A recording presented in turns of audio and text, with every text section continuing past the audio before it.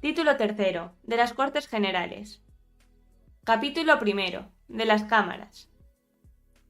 Artículo 66. 1. Las Cortes Generales representan al pueblo español y están formadas por el Congreso de los Diputados y el Senado. 2. Las Cortes Generales ejercen la potestad legislativa del Estado, aprueban sus presupuestos, controlan la acción del Gobierno y tienen las demás competencias que les atribuye la Constitución. 3. Las Cortes Generales son inviolables. Artículo 67. 1. Nadie podrá ser miembro de las dos cámaras simultáneamente, ni acumular el acta de una asamblea de comunidad autónoma con la de diputado al Congreso. 2. Los miembros de las Cortes Generales no estarán ligados por mandato imperativo. 3. Las reuniones de parlamentarios que se celebren sin convocatoria reglamentaria no vincularán a las cámaras, y no podrán ejercer sus funciones ni ostentar sus privilegios.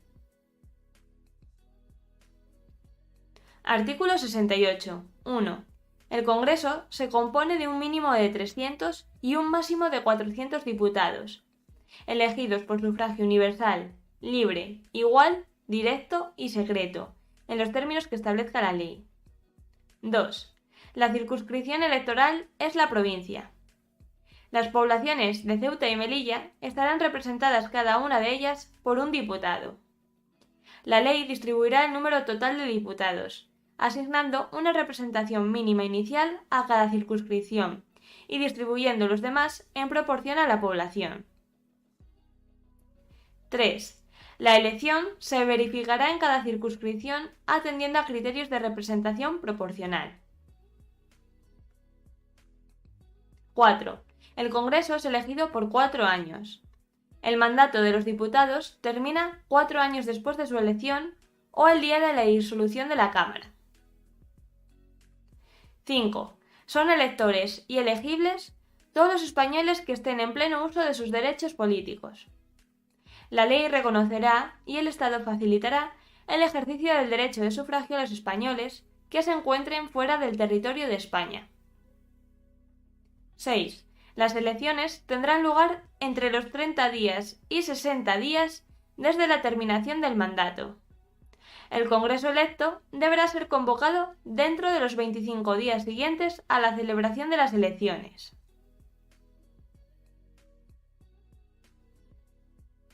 Artículo 69. 1.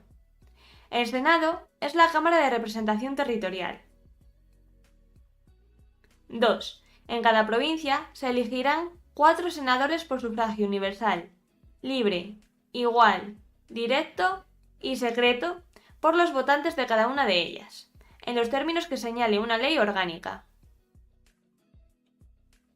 3. En las provincias insulares, cada isla o agrupación de ellas, con cabildo o consejo insular, constituirá una circunscripción a efectos de elección de senadores, correspondiendo 3 a cada una de las islas mayores, Gran Canaria, Mallorca y Tenerife, y 1 a cada una de las siguientes islas o agrupaciones, Ibiza-Formentera, Menorca, Fuerteventura, Gomera, Hierro, Lanzarote y La Palma. 4. Las poblaciones de Ceuta y Melilla elegirán cada una de ellas 2 senadores. 5. Las comunidades autónomas designarán además un senador y otro más por cada 1.000.000 de habitantes de su respectivo territorio. La designación corresponderá a la Asamblea Legislativa o, en su defecto, al órgano colegiado superior de la comunidad autónoma, de acuerdo con lo que establezcan los estatutos, que asegurarán en todo caso la adecuada representación proporcional. 6. El Senado es elegido por 4 años. El mandato de los senadores termina 4 años después de su elección o el día de la disolución de la Cámara. Artículo 70. 1. La ley electoral determinará las causas de inelegibilidad e incompatibilidad de los diputados y senadores, que comprenderán en todo caso a los componentes del Tribunal Constitucional, b. a los altos cargos de la Administración del Estado que determine la ley, con la excepción de los miembros del Gobierno, c. al Defensor del Pueblo, D. A los magistrados, jueces y fiscales en activo. E. A los militares profesionales y miembros de las fuerzas y cuerpos de seguridad y policía en activo. F. A los miembros de las juntas electorales. 2. La validez de las actas y credenciales de los miembros de ambas cámaras estará sometida al control judicial, en los términos que establezca la ley electoral. Artículo 71. 1. Los diputados y senadores gozarán de inviolabilidad por las opiniones manifestadas en el ejercicio de sus funciones. 2. Durante el periodo de su mandato, los diputados y senadores gozarán asimismo de inmunidad y solo podrán ser detenidos en caso de flagrante delito. No podrán ser inculpados ni procesados sin la previa autorización de la Cámara respectiva. 3. En las causas contra diputados y senadores será competente la Sala de lo Penal del Tribunal Supremo. 4. Los diputados y senadores percibirán una asignación que será fijada por las respectivas cámaras. Artículo 72. 1. Las cámaras establecen sus propios reglamentos, aprueban autónomamente sus presupuestos y de común acuerdo regulan el estatuto del personal de las Cortes Generales. Los reglamentos y su reforma serán sometidos a una votación final sobre su totalidad, que requerirá la mayoría absoluta. 2. Las cámaras eligen sus respectivos presidentes y los demás miembros de sus mesas. Las sesiones conjuntas serán presididas por el presidente del Congreso y se regirán por un reglamento de las Cortes Generales aprobado por mayoría absoluta de cada cámara. 3. Los presidentes de las cámaras ejercen en nombre de las mismas todos los poderes administrativos y facultades de policía en el interior de sus respectivas sedes. Artículo 73.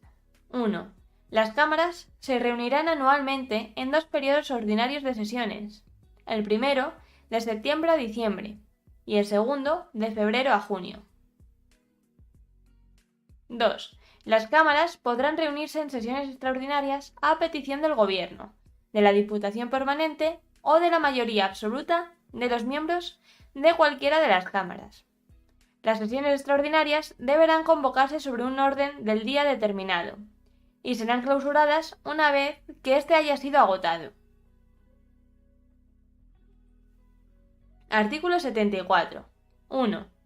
Las cámaras se reunirán en sesión conjunta para ejercer las competencias no legislativas que el título segundo atribuye expresamente a las Cortes Generales. 2. Las decisiones de las Cortes Generales previstas en los artículos 94.1, 145.2 y 158.2 se adoptarán por mayoría de cada una de las cámaras. En el primer caso, el procedimiento se iniciará por el Congreso y en los otros dos por el Senado. En ambos casos, si no hubiera acuerdo entre Senado y Congreso, se intentará obtener por una comisión mixta compuesta de igual número de diputados y senadores. La comisión presentará un texto que será votado por ambas cámaras. Si no se aprueba en la forma establecida, decidirá el Congreso por mayoría absoluta.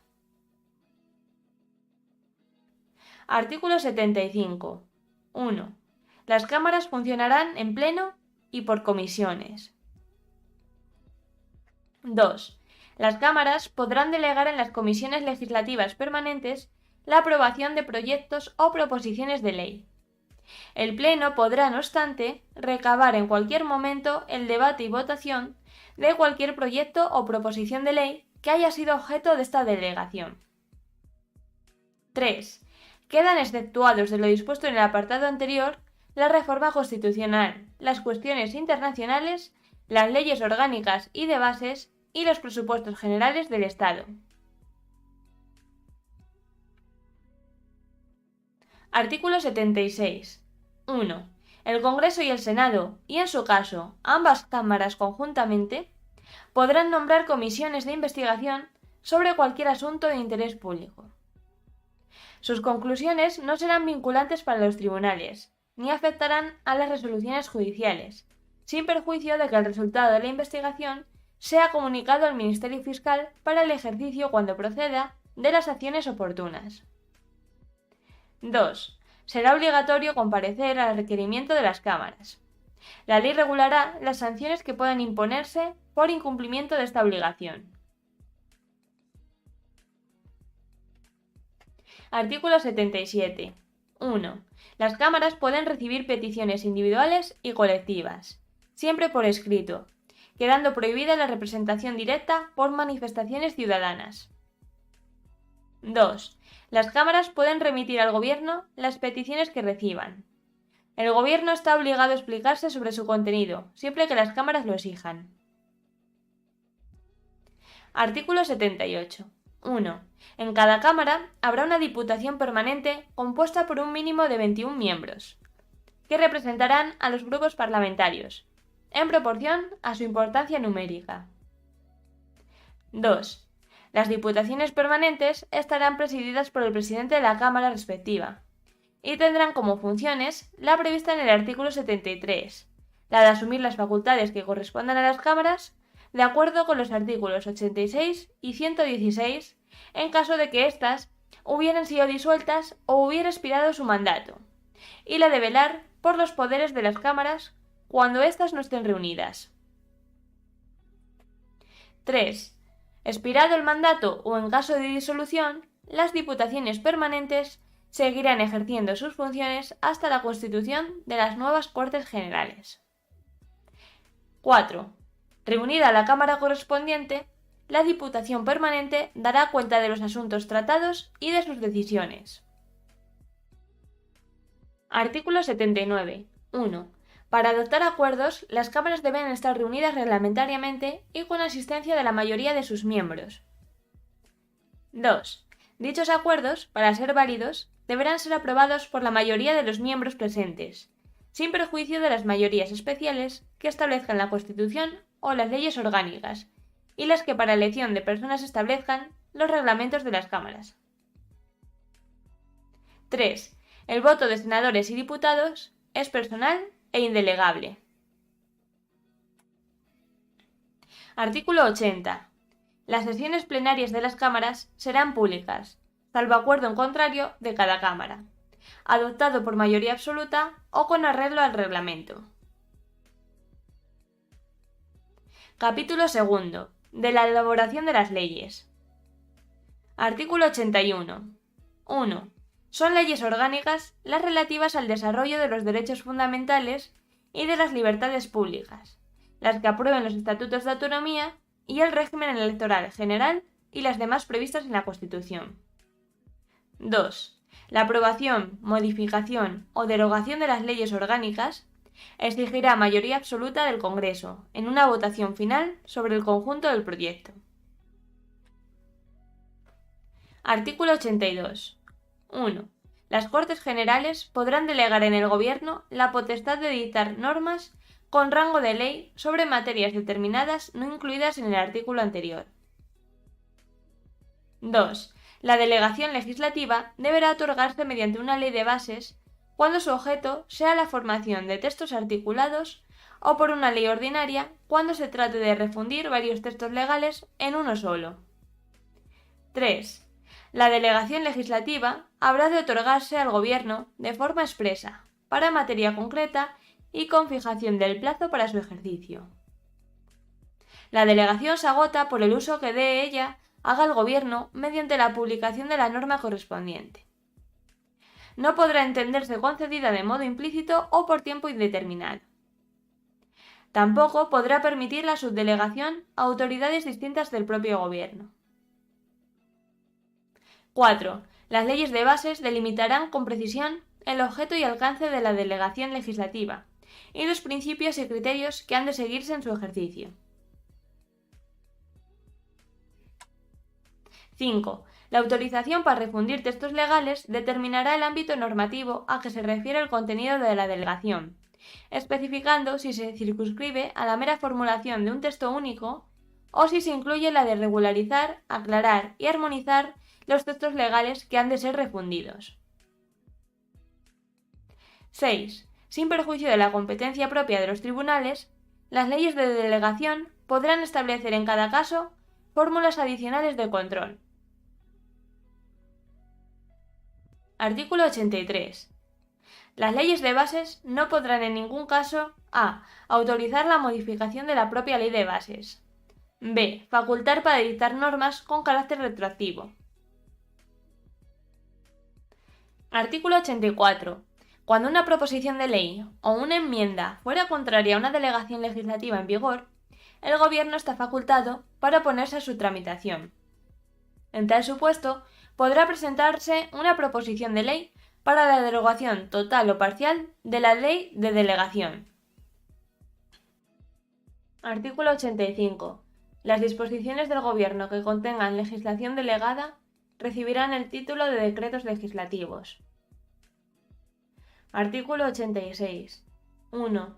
En caso de extraordinaria y urgente necesidad, el Gobierno podrá dictar disposiciones legislativas provisionales que tomarán la forma de decretos leyes y que no podrán afectar al ordenamiento de las instituciones básicas del Estado, a los derechos, deberes y libertades de los ciudadanos regulados en el título primero, al régimen de las comunidades autónomas ni al derecho electoral general. 2. Los decretos leyes deberán ser inmediatamente sometidos a debate y votación de la totalidad al Congreso de los Diputados, convocado al efecto si no estuviere reunido, en el plazo de los 30 días siguientes a su promulgación. El Congreso habrá de pronunciarse expresamente dentro de dicho plazo sobre su convalidación o derogación, para lo cual el reglamento establecerá un procedimiento especial y sumario.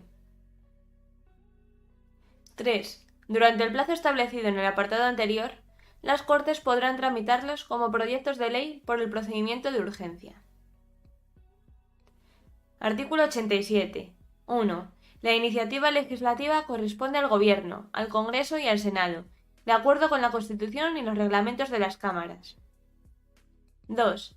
Las asambleas de las comunidades autónomas podrán solicitar del Gobierno la adopción de un proyecto de ley o remitir a la mesa del Congreso una proposición de ley, delegando ante dicha Cámara un máximo de 3 miembros de la Asamblea encargados de su defensa. 3. Una ley orgánica regulará las formas de ejercicio y requisitos de la iniciativa popular para la presentación de proposiciones de ley. En todo caso, se exigirán no menos de 500.000 firmas acreditadas. No procederá dicha iniciativa en materias propias de ley orgánica, tributarias o de carácter internacional, ni en lo relativo a la prerrogativa de gracia. Artículo 88. Los proyectos de ley serán aprobados en Consejo de Ministros, que los someterá al Congreso, acompañados de una exposición de motivos y de los antecedentes necesarios para pronunciarse sobre ellos.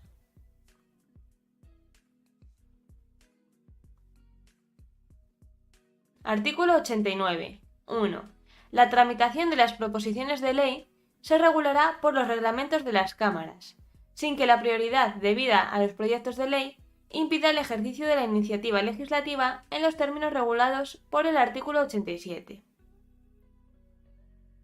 2. Las proposiciones de ley que, de acuerdo con el artículo 87, tome en consideración el Senado, se remitirán al Congreso para su trámite en este como tal proposición.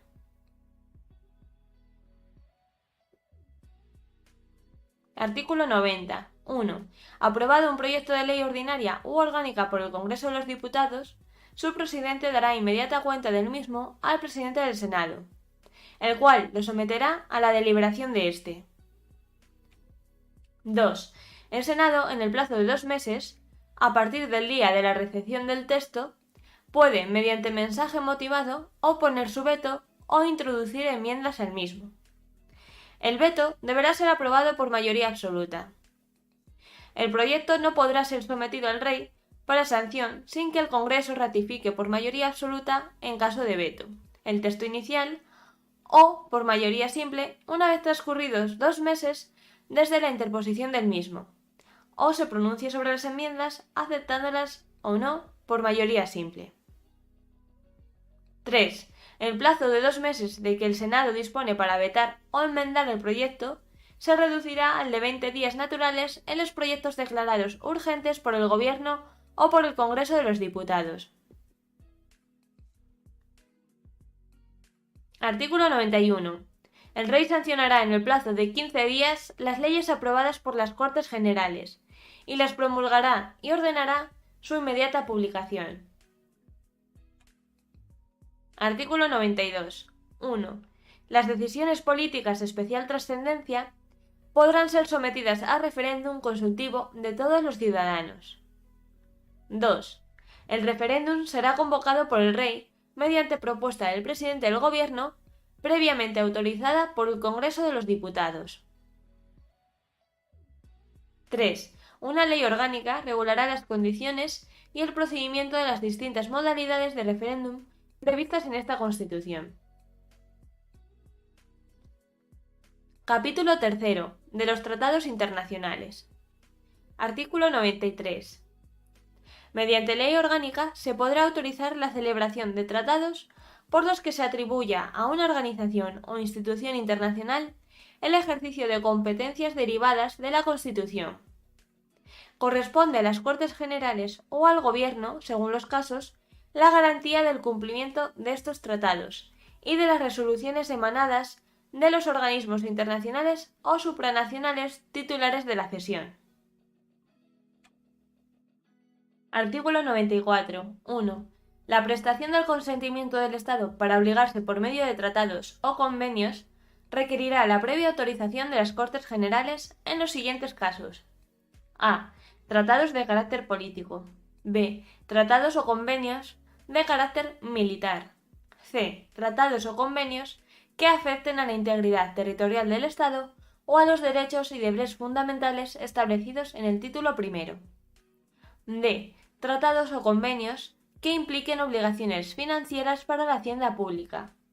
E. Tratados o convenios que supongan modificación o derogación de alguna ley o exijan medidas legislativas para su ejecución. 2. El Congreso y el Senado serán inmediatamente informados de la conclusión de los restantes tratados o convenios.